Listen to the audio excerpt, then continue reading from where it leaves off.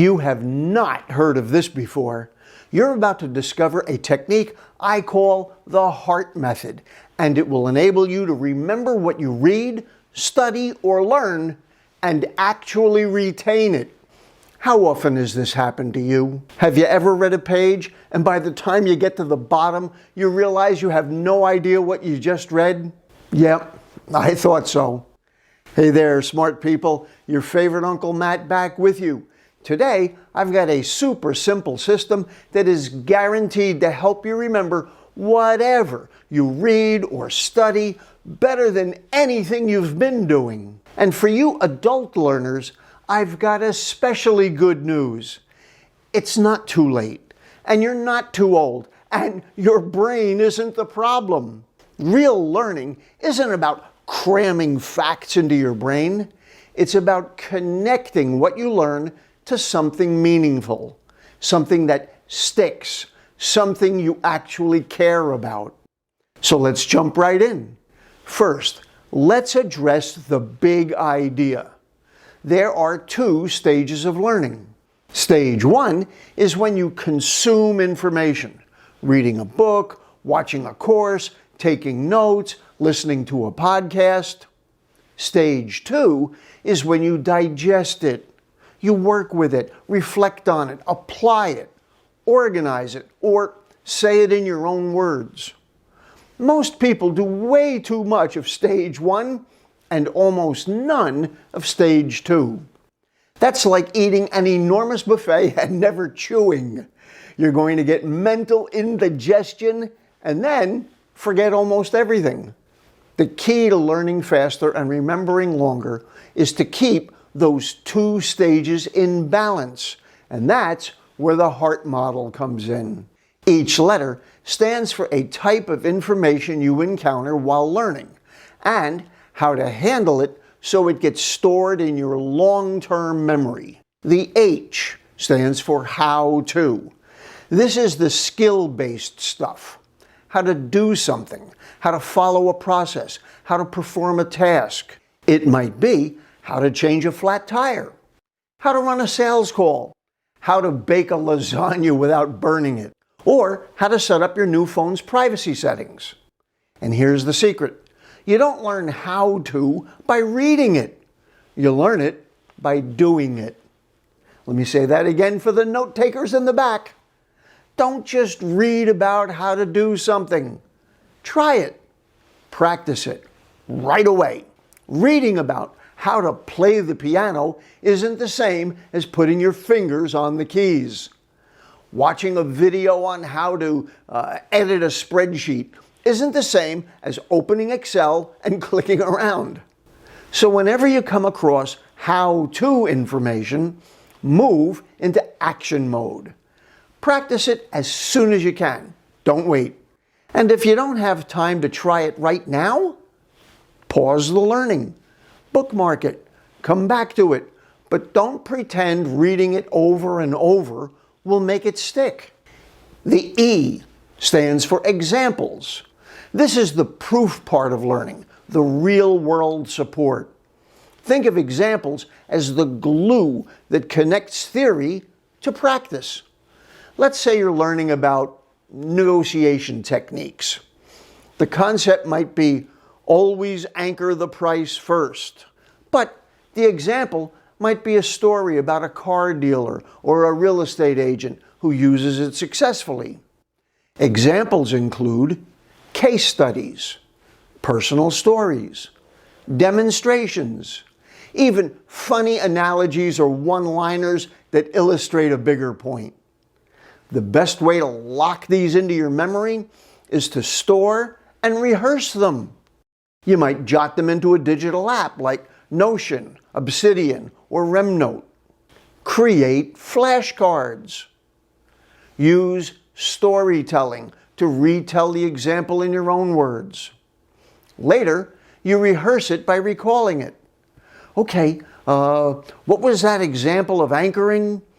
How did that sales rep handle the objection? The trick is not to memorize the entire example word for word. Just remember enough to use it when you need it. The A stands for alike. This is where learning gets fun. When something new reminds you of something you already know, that's a golden moment. That's your brain saying, hey, I've seen something like this before. By the way, you've seen little children using this all the time. When presented with new information, they try to categorize it and connect it to other things they already know. You'll hear them say, Daddy, Mommy, Uncle, Auntie, you mean it's like...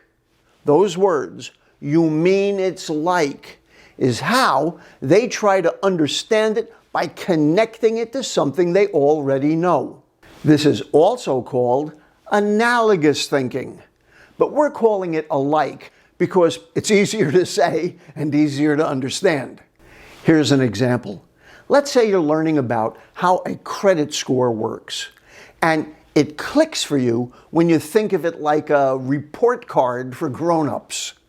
Boom, that's an analogy. That's alike.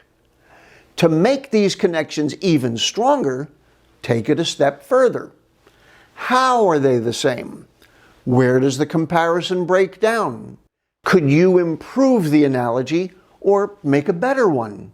This not only deepens your understanding, it builds new brain pathways by connecting the new to the familiar. And that makes learning a whole lot easier and stickier. The R stands for relationships. This is the big picture stuff. Concepts, principles, theories, ideas, and especially how those ideas relate to each other. Most of the time, these are delivered to us linearly, page by page, slide by slide. But experts don't think in lines. They think in webs. Your goal as a learner isn't to memorize a paragraph. It's to recreate the mental map the expert has in their head. That's why I love mapping, mind maps, web diagrams, sketches, flowcharts, any method that helps you see how one idea connects to another. Ask yourself, what's the core concept here? What connects to it? What depends on it? The more you can visually organize the relationships between ideas, the easier they are to understand and retrieve when you need them. The T stands for tags or terms. Finally, we come to the loose ends, the random bits of information that don't fit neatly into the other categories, but still matter. These are the quick facts, a formula, a name, a definition, a date, a keyword. I call these tags like mental post-it notes. They don't carry deep meaning on their own, but they're useful, and sometimes you need to pull them out fast, like on a test or in a conversation. Best way to handle tags? Use flashcards with spaced repetition. An app like Anki or a stack of index cards works perfectly. Quick question on one side, quick answer on the back. But here's the warning. Don't spend all your study time memorizing tags. These are supporting details, not the meat of your understanding. Build the heart of your knowledge first, then sprinkle in the tags, putting it all together. So let's recap the HEART method, your new favorite tool for remembering what you learn. H, how to. Practice it now, not later. E, examples. Store and rehearse supporting stories. A, alike. Make analogies, then improve them. R, relationships. Map concepts, link ideas. T, tags. Use flashcards for quick facts and terms. And remember, the magic doesn't happen just because you read or watched or listened. The magic happens when you digest what you've consumed. That's where real learning, the kind that lasts, takes place. So the next time you sit down to learn something, don't just read it and hope it sticks. run it through your heart, and you'll never study the same way again. If you found this helpful, grab my free memory course at startremembering.com. It's designed to help you train your brain, and it's a whole lot of fun. And of course, you can dive deeper into everything I teach in my latest book, Future Proof Your Mind. And if you haven't done so yet, please subscribe and hit that little bell icon to be notified every time I release a new video. Give my videos a like. It's like receiving silent applause from my audience. And post a comment. You know that I read them all and reply to a great many of them. Be sure to check out all the resources I provide in the details under this video. Until next time, always remember that the fastest way to get to the top is to get off your bottom. Thanks for watching. I'll see you in the next one.